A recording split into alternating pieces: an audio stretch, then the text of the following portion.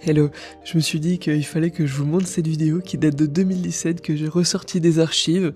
Alors il y a quelques années j'ai filmé ça pour mettre en avant le PowerBook Duo 230 qui est un ordinateur d'Apple qui est assez impressionnant et qui m'a toujours fasciné, que j'avais récupéré je ne sais comment. Et donc voilà, j'avais préparé une petite vidéo avec un script que je n'ai plus aujourd'hui, donc je vais essayer de vous le présenter de manière un peu différente. Cet ordinateur portable, pour moi, il est très important parce qu'il représente vraiment un tournant. Il est sorti en 92, donc au tout début de l'informatique un peu portable. Bien sûr, on avait déjà des PC portables avant, mais celui-là était vraiment très compact et avec une mentalité très transportable comparé aux autres. Dans sa forme, il était prédécesseur de pas mal d'autres ordinateurs, dont notamment les PowerBook 520C, 520, etc., qui sont arrivés quelques années plus tard avec des écrans couleurs, des trackpads, qui d'ailleurs étaient les premiers à avoir un trackpad, ce qui est fou. Mais on a vraiment cette influence dans le design, dans la légèreté. Et c'est pour ça que j'essaie de les conserver.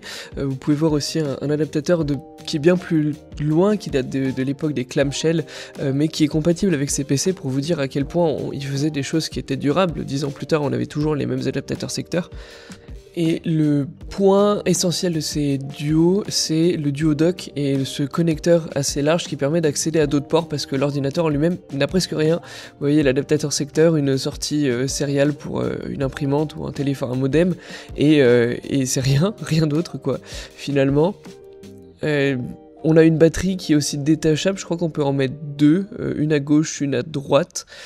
C'est batterie nickel-cadmium d'époque, et le duo dock qui ressemble à ça, on a juste à le docker, on le met et ça nous permet d'avoir accès à beaucoup plus de capacité.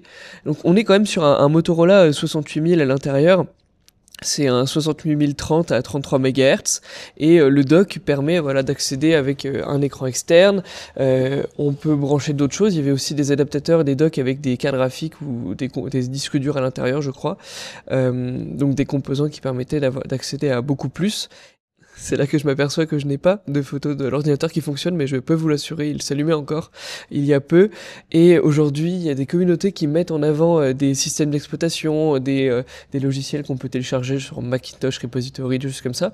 Et en fait, c'est super simple de trouver des ressources pour les faire fonctionner à nouveau, et enfin, je trouve ça super fun.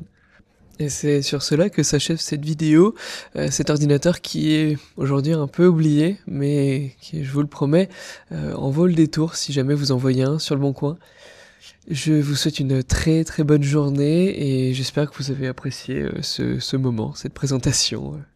Merci pour tous vos commentaires sur les années, me demandant un retour, j'espère que ça arrivera.